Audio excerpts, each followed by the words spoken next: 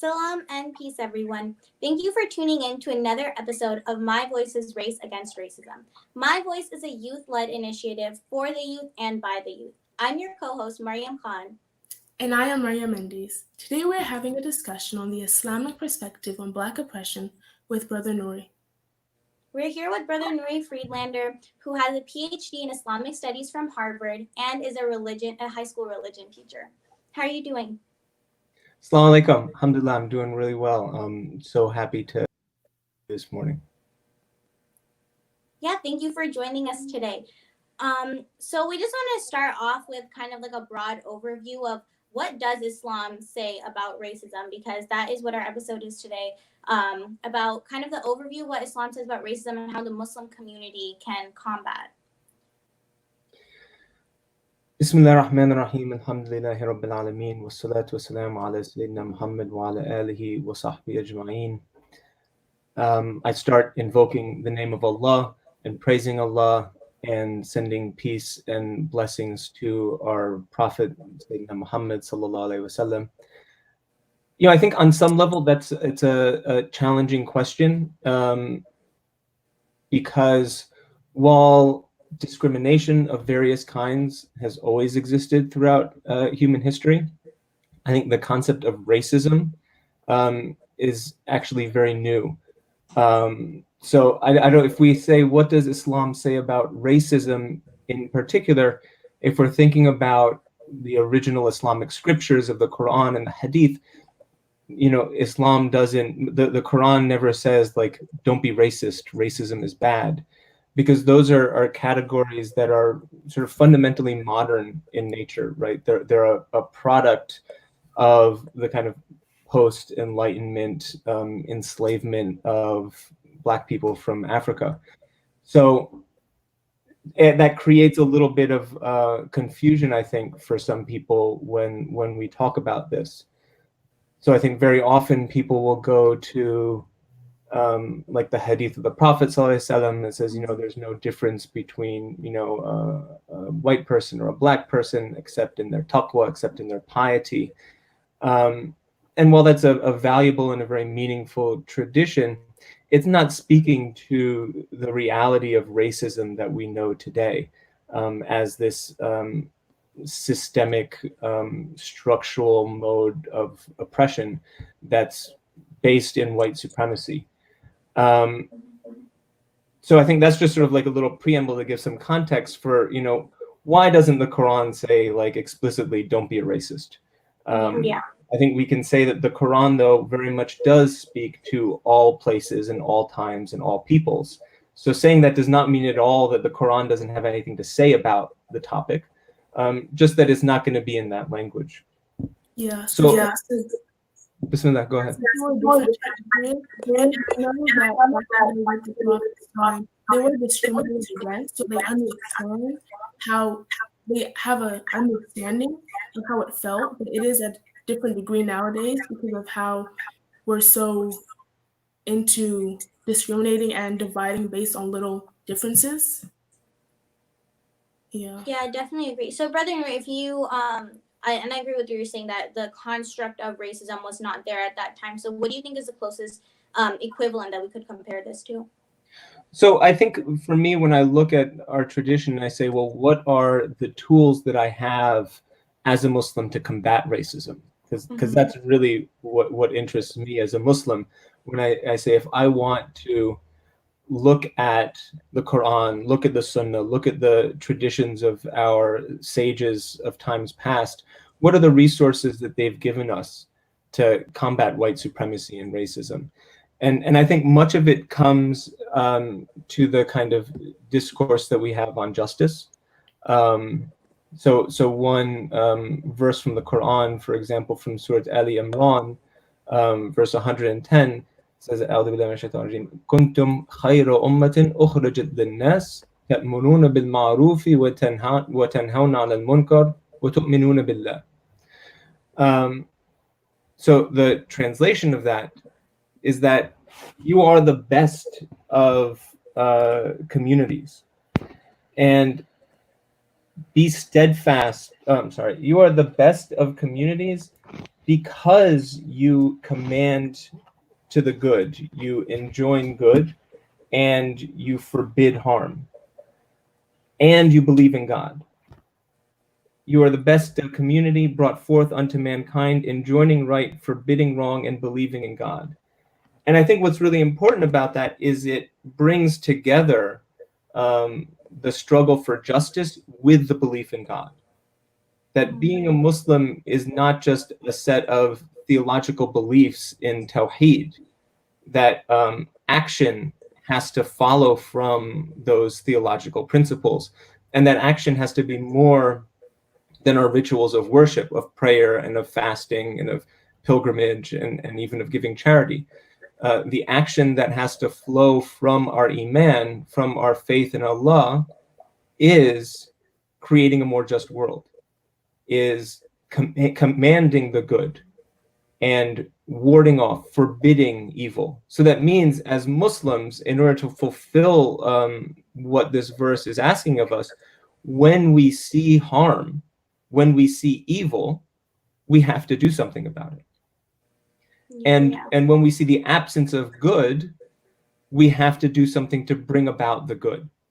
And I think it's fair to say that one of, if not the greatest evil that we see in our world today is the evil of white supremacy and the racist systems that have sprung up out of that satanic ideology. You know, there's also the hadith of the Prophet ﷺ that touches on this, that says, whoever of you sees munkar, right, inequity, evil, then they should change it with their hands. And if they can't with their hands, then with their tongue. And if they can't with their tongue, then with their hearts. And that's the weakest of faith. What's interesting about this is there's no out here. There's no option to do nothing, right? At the very least, we have to be in our hearts praying for the alleviation of oppression and praying that justice be brought to bear. But that's the weakest of faith. Better than that is to speak up and to say something. And there's also the hadith of the Prophet ﷺ that says that the best of jihad, the best struggle, is a word of truth to an oppressive ruler.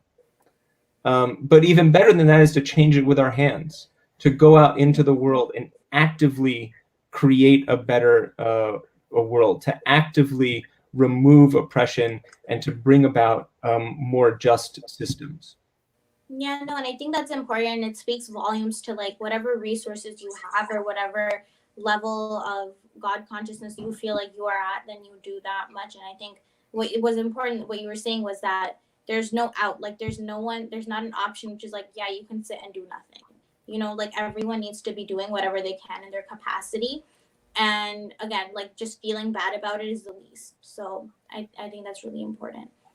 Yeah. The other sorry, Miriam, go ahead. Oh, sorry. Yeah, I was going to say that if you have any like steps or concrete examples of how people who do want to make a change can help, if you could share some of those. Sure. I'll use this next verse to segue into that, because I think this one's important also. This is from Surah An-Nisa. And it says, "O you who believe, be steadfast maintainers of justice, witnesses for God, though it be against yourselves or your parents and kinfolk, and whether it be someone rich or poor, for God is nearer unto both. So follow not your caprice, that you may act justly." I think the thing that is added here to our discussion that's really important is, even if it's against yourselves or your parents and your kinsfolk. And I think as somebody who is identified as white, that speaks very powerfully to me in engaging in this struggle against white supremacy. Is, you know, in some conceptualization of this, these are my kinfolk, right? And my deen, my religion, is calling me to stand up against them in the name of justice and for those who are oppressed, and also to stand up against our own selves, because the reality is that the insidious poison of white supremacy has infiltrated everything in our society. And many, if not all of us, have grown up in ways and contexts in which we have been socialized into white supremacist ideologies. So I think that we're also called to combat that within ourselves. And we know the tradition of the Prophet ﷺ, when he and his companions were coming back from a battle, and he said, we've returned from the lesser jihad, the lesser struggle, to the greater jihad, the greater struggle. And he elaborated and said, that's a struggle with our own selves. And here I think the important thing about this hadith is that we have to do both.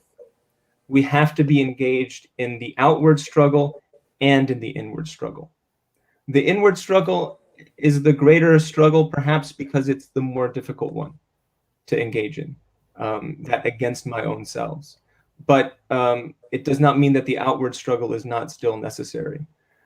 Yeah, I think a lot of times, I think a lot of times, like, people are constantly in this battle where it's like, how much public support do I show? But then on the inside, it's still like, I don't care that much, or like those same jokes are going to be made later on. And it's just for that public show of like, oh, I'm a good person, that people feel the need to put that out there. So I think having a balance of both, like, sometimes you just have to clean your heart and completely realize and come to terms with your own beliefs.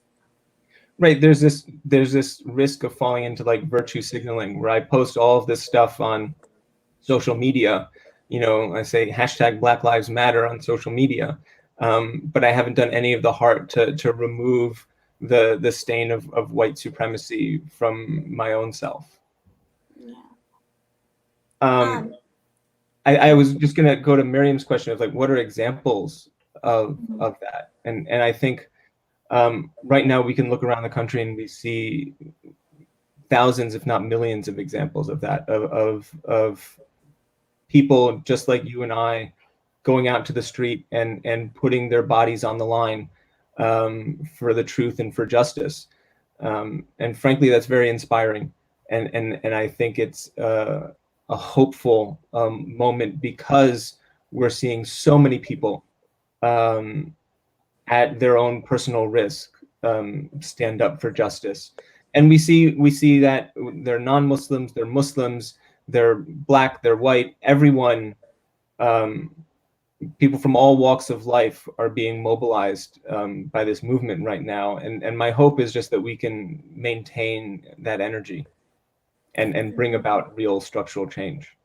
Yeah, I think it's really amazing just to see everyone coming together, and people who may have before not been so keen on this topic are now really starting to realize that this is a real issue that needs to be fought.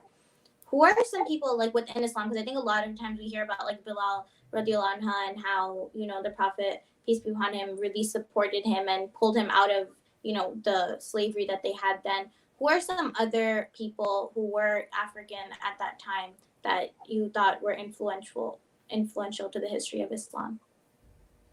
So I think this is something that again, like, everybody likes to say Bilal, right? Yeah.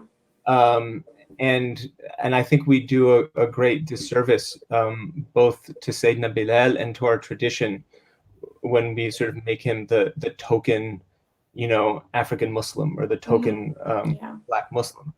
I think we have to remember that in the first migration, where did the Muslim community go to flee from the oppression of Quraysh? They went to Abyssinia. They went and they sought refuge with the Nargis in Abyssinia. That's a powerful intervention. You know, that the early community of Muslims, that's where they felt safety. Do we think about that? What does that mean? Yeah. I also think, you know, I was listening to Dr. Bilal Ware give a talk the other day, and he was mentioning that the only time in the Quran that a person is described associated with color is Adam, alayhi salam. I think your father may have mentioned this the other day also, Miriam. You know, that Adum, it refers to a black clay, to a dark colored clay. And it's because the earth that he was formed from was drawn from all parts of the world, and it combined into that dark color. So the idea that, you know, Sayyidina Bilal is an exception as like an Islamic figure for being Black, I think is a misreading of our tradition. And there are a number of the Sahaba who are all very dark-skinned and described as that. I think the fact that people think of the Arabs of that time as like being light-skinned and Sayyidina Bilal as being this exception as a dark-skinned person shows how infiltrated and how like colonized our minds have become by this white supremacist ideology. Yeah, no, that's because I've always seen it as like, the only person when like Black history comes up or when Islam and the history of Black people in Islam comes up, it's always Bilal radiallahu anhu. Like there were so many others, and I think the thing for him is like the Prophet ﷺ didn't make him, like you were saying, like the token Black person for Islam. Like he was who he was, and the Prophet ﷺ respected him and gave him the same kind of respect and saw that there was something special about him, not because of his race or the way he looked, but just because of his character and the person that he was. Exactly. I think people don't take enough time to learn about other people, like Lady Sumaya, who was the first martyr in Islam, and she put so much on the line for this religion, yet no one is teaching her in even Islamic schools. And it's like, if we can't even teach it in our own schools, who else is going to teach it? Yeah. No, and going off of what Maureen was saying about schools, how has your experience been being a religion teacher in high school right now? What have your students been supportive? What has it been like? So I think, a lot of our students are really plugged into what's going on and engaged. And there are a lot of our students that frankly have the privilege to not be plugged in.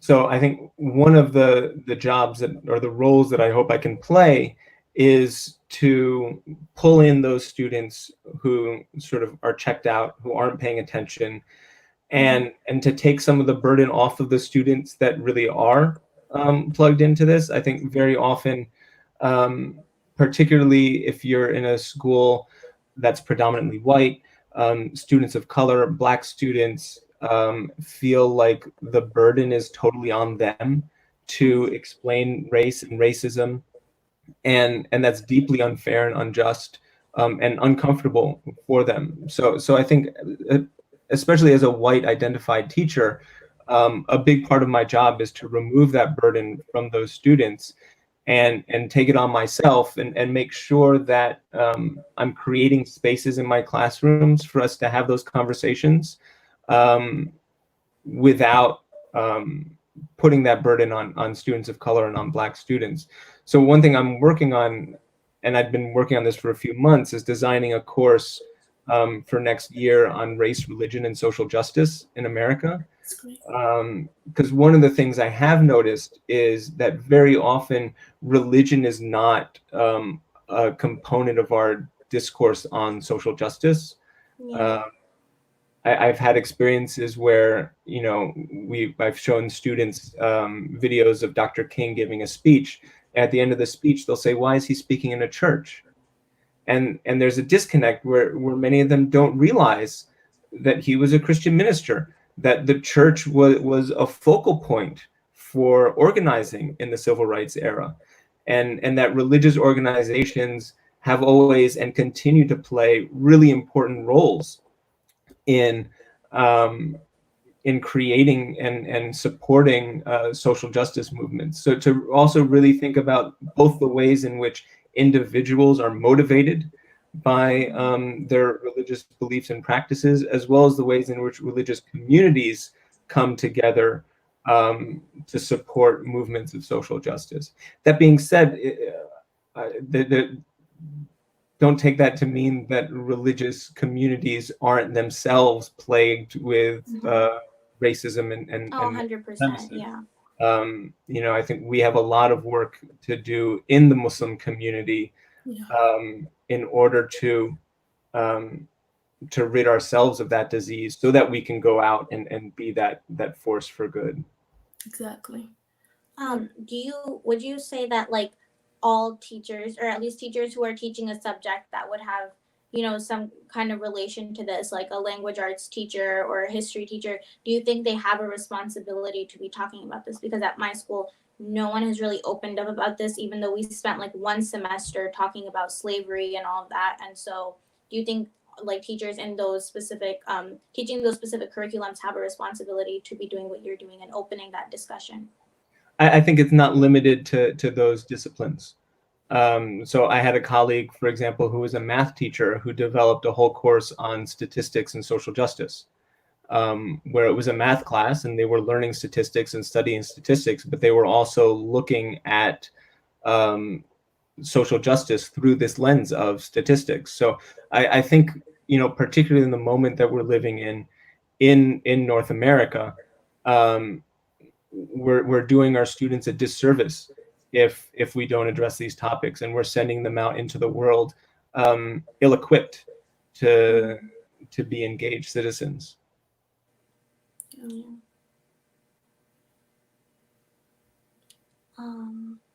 So just to kind of summarize what we discussed, I really like the point you made in the beginning where in Islam, we have certain levels of how we should combat when we see something is not right.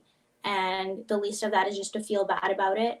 But I think really everyone has a platform at this point. Like if you have a social media account, like anyone, even with your family, being a part of family, that's a platform, to have open that discussion up. So I think everyone should really, think about what can I be doing right now? And because again, like the least form is just to feel bad. And honestly, anyone with humanity will feel bad about this. And so to really like look and see like what can I be doing right now?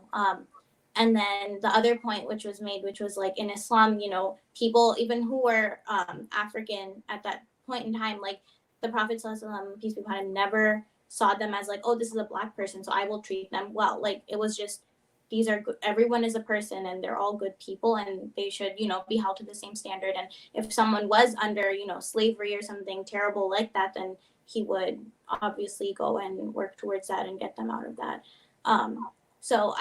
But I think this was a really fruitful discussion, and just to see like what's going on in the school system as well, and seeing how you as a teacher are really using your influence to make an impact, I think is really huge. Because a lot of times I think we had a discussion yesterday, which was like in schools is where this stuff kind of, it's a big influence on students' lives, where they're getting their education from and the viewpoints of their teachers. And so I think it's really important that teachers are, talking about this and discussing this in the right light and bringing it to students' attention.